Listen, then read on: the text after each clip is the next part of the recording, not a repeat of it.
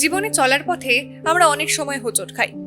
আচ্ছা, যারা শাস্ত্র অর্থাৎ জ্যোতিষ শাস্ত্রে বিশ্বাস করেন তারা তো জ্যোতিষী বা এই যে অ্যাস্ট্রোলজির শরণাপন্ন হনই।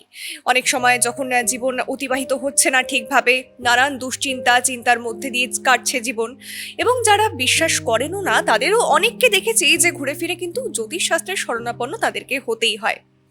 এবং এবারে একটা বিষয় কিন্তু রয়েছে, আমরা অনেক সময় ভুল মানুষের শরণাপন্ন হয়ে যাই, ভুল জ্যোতিষী নির্বাচন করে ফেলি। হয়তো তিনি যা যা বলছে আমাদের সমস্যার সাথে কিছুই মিলছে না, বা যে সমাধান দিচ্ছে সেটাতেও আমাদের আলটিমেটলি কোনো লাভ হচ্ছে না। তো এবারে নিশ্চয়ই আপনাদের অনেকের মনে হতেই পারে, তাহলে জ্যোতিষ কিভাবে নির্বাচন করব, কি করে বুঝবো যে এই মানুষটাই আমাকে সঠিক দিশা দেখাতে পারবে?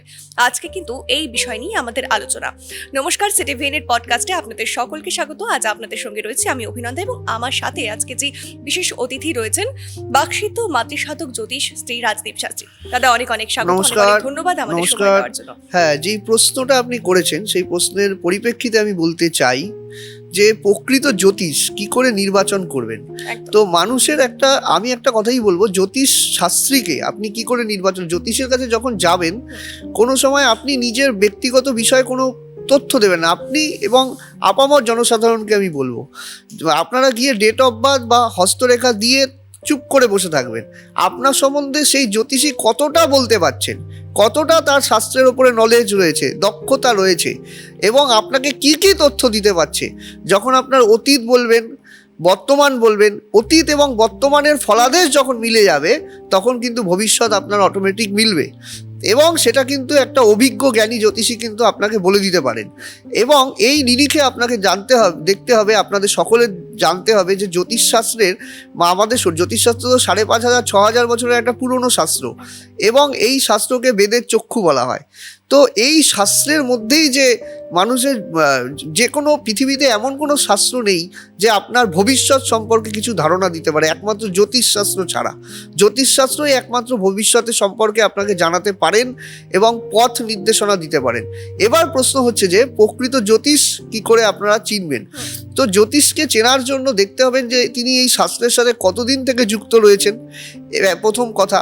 দ্বিতীয় কথা হচ্ছে, আপনি যদি পরীক্ষা করার জন্য কোনো জ্যোতিষীর কাছে যান, চুপ করে ডেট অফ বার্থ দিয়ে বসে থাকবেন, দেখবেন সেই জ্যোতিষী আপনাকে কতটা বলতে পারছেন। আপনি যে অনেক মানুষ আছে আমি দেখি যে গিয়ে জ্যোতিষীর কাছে গিয়ে বলছেন যে আমার এই সমস্যা রয়েছে, আগের থেকে সমস্যার কথা আপনি বলবেন না। একটা ছেঁড়া জামা কাপড় পরে গেলেও জ্যোতিষী যদি বুঝতে পারে যে তার প্রকৃত সে কী রকম, বা হচ্ছে যার কাছে মানে মানুষটাকে দেখে তার বিচার এবং তার সমস্ত অনুধাবন করার ক্ষমতা যে জ্যোতিষশাস্ত্রী রয়েছে, তিনি হচ্ছে প্রকৃত জ্যোতিষী। জ্যোতিষী হবে আপনার ফ্রেন্ড, ফিলোসফার এবং গাইড। জ্যোতিষী হচ্ছে আপনার সবসময় বন্ধু। জ্যোতিষ হচ্ছে আপনার ফোন সবসময় রিসিভ করবে, আপনার সাথে যোগাযোগে থাকবে, এবং আপনার চলার পথটাকে মসৃণ করে দেবে। যে সামনে কোনো জায়গায় একটা বিপদ আছে, অথবা রাস্তায় চলতে চলতে একটা বড় গর্ত আছে, সেই গর্তটাকে কি করে এড়িয়ে চলবেন, সেই ঘটনাটা কিন্তু একজন জ্যোতিষী কিন্তু আপনাকে বলে দিতে পারে। বেশ, আশা করি আপনারা বুঝতে পারলেন যে কিভাবে সঠিক জ্যোতিষ নির্বাচন করবেন নিজের জীবনের সেই সমস্যা সমাধানের জন্য। এবারে হয়তো অনেকের মনে প্রশ্ন আসে যে আমার ভালো সময় আসার আগে কি করে বুঝবো, বা ভালো সময় কি আসবে না যখন খারাপ সময় চলতে থাকে। আজকে কিন্তু এই বিষয়ে শুনবো দাদার কাছ থেকে যে ভালো সময় আসার আগে লক্ষণগুলো কি কি হতে পারে। একদম, এই যে অনেকেই আমায় প্রশ্ন করেন যে আমার দীর্ঘদিন থেকে খারাপ সময় চলছে। খারাপ সময় আমাদের যে দশাগুলো চলে, এক একটা দশা, যেমন শনির দশা 19 বছরের দশা। তো শনির দশা মানেই কি প্রচণ্ড খারাপ? অনেকে মনে করেন যে শনির দশা 19 বছরের দশা, রাহুর দশা 18 বছরের দশা, হ্যাঁ, শুক্রের দশা 20 বছরের দশা, হ্যাঁ, কেতুর দশা 7 বছরের দশা। এই যে অনেকে বলেন যে এই 7টা বছরই আমার খারাপ চলবে, বা হচ্ছে অনেকেই বলছে যে 7.5 সময় আপনার প্রচণ্ড খারাপ হবে, 7.5 সময় আপনার গুরুজন হানি ঘটবে, 7.5 সময় এই হবে, 7.5 সময় চাকরি চলে যাবে। কিন্তু না, ব্যাপারটা হচ্ছে আপনাকে বুঝতে হবে যে কোন সময়টা যে আপনার জীবনে সবচেয়ে ডিফিকাল্ট সময় আসছে, অথবা কোন সময়টা ভালো। এই ভালো হওয়ার সময় কিন্তু আপনি বুঝতে পারবেন, বিভিন্ন লক্ষণ কিন্তু প্রকাশ পাবে, যেগুলো না হওয়া কাজগুলো হতে থাকবে।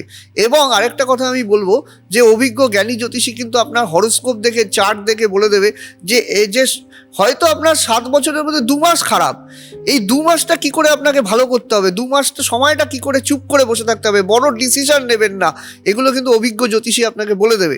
আচ্ছা, আমাদের উন্নতির পেছনে বাস্তুর প্রভাব কতটা থাকে?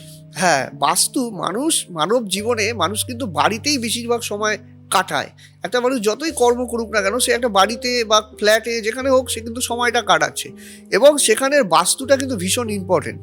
কারণ মানুষের যদি জীবনে হরোস্কোপ যদি সঠিক থাকে কিন্তু বাস্তু দুর্বল আছে বা বাস্তুর জায়গায় নেগেটিভ রয়েছে, উত্তর পূর্ব কোণটা ডিস্টার্ব রয়েছে, উত্তর পূর্ব কোণে আপনার টয়লেট রয়েছে, উত্তর পূর্ব কোণটা ডিস্টার্ব হয়েছে, বাস্তুর মধ্যে নেগেটিভ এনার্জি ফ্লো করছে, বাড়ির আশপাশে একটা কোনো মানে নেগেটিভ বিষয় আছে, যেটা হচ্ছে আমরা গিয়ে বুঝতে পারি, অথবা কিছু কিছু সিমটম থাকে। যখন আমাদের দর্শক বন্ধুরা বলেন যে আমার বাড়িতে এই, আমি বলে দিই আপনার দক্ষিণ পশ্চিম করে এই অমুক জিনিসটা রয়েছে, তিনি তখন বলছেন যে হ্যাঁ সত্যি এই জিনিসটা রয়েছে, সেই জায়গাটার থেকে বাস্তুটা ডিস্টার্ব হয়ে যায়। বাস্তু যদি ভালো না থাকে তবে মানুষের জীবনে উন্নতি হতে পারে না। একদমই। আরেকটা বিষয় জানতে চাইবো, খনার বচন, খনা বলেছে যে কিসের তিথি, কিসের বার, জন্ম নক্ষত্র, করসার, এটা কতটা তাৎপর্য? হ্যাঁ, খনা বলেছেন কিসের জন্ম, কিসের বার, মানে কিসের তিথি কিসের বার, জন্ম নক্ষত্র, করসার। মানে আমাদের জীবনে, আমাদের জ্যোতিষশাস্ত্রে রয়েছে 27টা নক্ষত্র। হ্যাঁ, যেমন অশ্বিনী, ভরণী, কৃত্তিকা, মৃগশিরা, রোহিণী, আদ্রা, পুনর্বসু, পুষ্যা, এই যে 27টা নক্ষত্র রয়েছে, এই 27টা নক্ষত্রের মধ্যেই কিন্তু মানুষের জীবনে অন্তর্নিহিত বিষয়গুলি রয়েছে। যখন একটা গ্রহের কিন্তু নিজস্ব আলো উত্তাপ নেই, আমরা ভূগোলে পড়েছি, হ্যাঁ, নক্ষত্রের আলোতেই কিন্তু আলোকিত হয়, তেমন যেই গ্রহটা যার নক্ষত্রে বসে আছে, সেই নক্ষত্রের বলাবল কেমন আছে, সেই নক্ষত্রটা কেমন অবস্থায় আছে, সেটার উপরেই কিন্তু মানুষের জীবনে কিন্তু নির্ভর করবে সে জীবনে কতটা সাকসেস পাবে, কতটা বড় জায়গায় অ্যাচিভ করবে, জীবনে কতটা স্থায়িত্ব অর্জন করবে, চাকরি, প্রতিপত্তি, ব্যবসা। হয়তো দেখা গেল পজিটিভ গ্রহের দশা চলছে, শুক্রের মহাদশা চলছে, রবির মহাদশা চলছে, কিন্তু রবিটা বসে আছে শনির নক্ষত্রে, হয়তো সেই সময় এই উন্নতিটা কিন্তু আপনার হলো না নক্ষত্রের জন্য। আবার নক্ষত্রের প্রভাব যদি ভালো থাকে সেক্ষেত্রে কিন্তু সেই রবি দেখা গেল কিন্তু বিশাল সাকসেস দিয়ে দেবে। হয়তো অক্ষত ব্যক্তি থেকে বিখ্যাত হয়ে যেতে পারে, অক্ষত ব্যক্তি, তাকে কেউ চিনত না, হ্যাঁ, হঠাৎ করে তে শিরোনামে চলে আসলো। আমরা খবরে প্রতিদিন দেখি যে এই অক্ষত ব্যক্তি, তার কেউ কোনোদিন নামই শোনে নেই, হঠাৎ করে 2 মাসের বা 1 মাসের মধ্যে সে বিখ্যাত হয়ে গেল। এই ঘটনাগুলো কেন ঘটে? তার নক্ষত্রের প্রভাবটা যখন সেই নক্ষত্রের দশা অন্তর্দশার মধ্যে দিয়ে সে চলে, সেই সময় কিন্তু তার জীবনে সে কিন্তু ফ্ল্যারিশ করে যায়, উন্নতি কিন্তু একটা চরম শিখরে কিন্তু সে চলে যায়, সেটা যে কোনো ক্ষেত্রেই হতে পারে। আচ্ছা, এবং সেই সমস্ত কিছু আস্তে আস্তে মিটে গেলে আবার সেটা কি মানে ভালোর থেকে খারাপ বা খারাপের থেকে ভালোই পরিবর্তনগুলো? হ্যাঁ, পরিবর্তন হতে পারে, কিন্তু একটা কথা হচ্ছে যদি হরোস্কোপটা পজিটিভ থাকে, হয়তো কেউ একটা সাকসেস পেলো, হ্যাঁ, তবে অনেক ক্ষেত্রে আমরা দেখি যে পরবর্তীকালে সে আর কিছু করতে পারলো না, এরকমও আছে। কিন্তু ব্যাপারটা হচ্ছে তার যদি হরোস্কোপটা খুব বলাবল ভালো থাকে, তবে কি হবে, সে ওই জায়গাটা ধরে নিয়ে সে পরপর সাকসেসের জায়গায় কিন্তু থেকে যাবে। আবার কিছু কিছু ক্ষেত্রে হয় কি, কিছুদিনের জন্য হয়তো নাম, প্রেম, প্রতিপত্তি সব পেলো, কিন্তু তারপরেই সে কিন্তু একটা মানে অন্ধকার ঘরে বসে থাকলো, কিছুই আর তার হলো না জীবনে। এরকম কিন্তু আমরা প্রচুর বুড়ি উদাহরণ পাইছি, আর কিছুই করতে পারছে না। তো ঘটনাটা কোথায় ঘটছে, তার নক্ষত্রের উপরে। ওই ফ্ল্যারিশ দিয়ে দিল, টাইমটা চলে আসলো গোল্ডেন টাইম, যাকে আমরা বলি গোল্ডেন ডেজ, যে তার একটা শুভত্বের জায়গা, সেই জায়গাটা তাকে দিল। কিন্তু সেই জায়গাটা ধরে রাখার জন্য তার হরোস্কোপের নেগেটিভ গ্রহের দশা যদি না থাকে, তবে সেই জায়গাটা অভিজ্ঞ জ্ঞানী জ্যোতিষীকে দিয়ে অবশ্যই প্রতিকার করা, বুঝে চলা, তবেই কিন্তু প্রকৃত রাস্তা কিন্তু পাওয়া যাবে। আমরা অনেকেই মনে করি যে একটা জ্যোতিষীর কাছে গেলাম, একটা কুণ্ডলী দেখিয়ে নিলাম, তাকে একটা ফিস জমা করে দিলাম, তার সাথে সম্পর্ক শেষ, বা একটা রেমিডি নিয়ে নিলাম, হয়ে গেল। এটা নয়। আমি মনে করি জ্যোতিষীর সাথে আপনাকে সম্পর্ক রাখতে হবে। আপনার সুখে দুঃখে যিনি আপনার পাশে থাকবেন, 24 ঘন্টা যিনি আপনার ফোন ধরবেন, যিনি আপনার পাশে থাকবেন, এবং আপনার চলার পথে যে আপনার পাথেয় হয়ে জীবনে আপনাকে দিক নির্ণয় করে দেবেন, তিনি হচ্ছে আপনার জীবনের হচ্ছে প্রকৃত জ্যোতিষ। তিনি আপনার জীবনে কিন্তু উন্নতি করাতে পারেন এবং জানিয়ে দিতে পারেন যে আপনার কখন খারাপ সময় আসছে, তিনি আপনাকে ওয়াকিবহাল করে দেবেন। একেবারেই তাই। আশা করি আজকে যে গুরুত্বপূর্ণ প্রশ্নগুলো আমরা রাখলাম, দাদা কিন্তু প্রত্যেকটি প্রশ্নের খুব সুন্দরভাবে বিশ্লেষণ করে উত্তর দিল। আশা করি আপনাদেরও অনেক কাজে লাগবে এই উত্তরগুলো, অনেকটাই আপনাদেরও যে মনে ডাউটসগুলো ছিল সেগুলো ক্লিয়ার হয়েছে। আজকের মতো তাহলে এই পর্যন্তই। ধন্যবাদ দাদা, ধন্যবাদ আপনাদের।